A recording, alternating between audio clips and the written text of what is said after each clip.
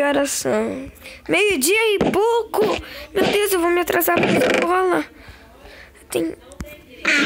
Vou levar meu quebra-mochila.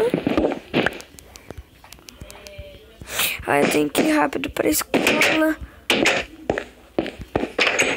No primeiro dia de aula já vou me atrasar, que vergonha.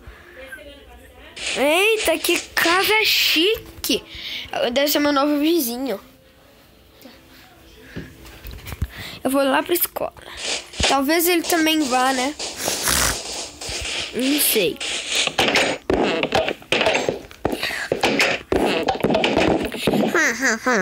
Savi que chegou atrasado, né, né, André?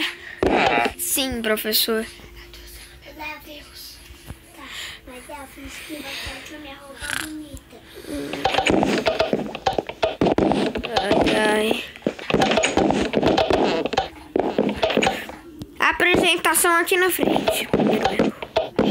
Oi, eu sou o André.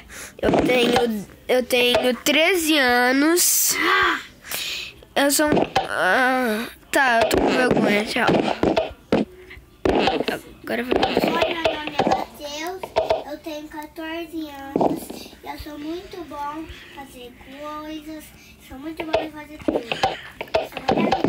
Então, peguem seu livro de história e abram na primeira página para nós aprendermos o conteúdo de antigamente.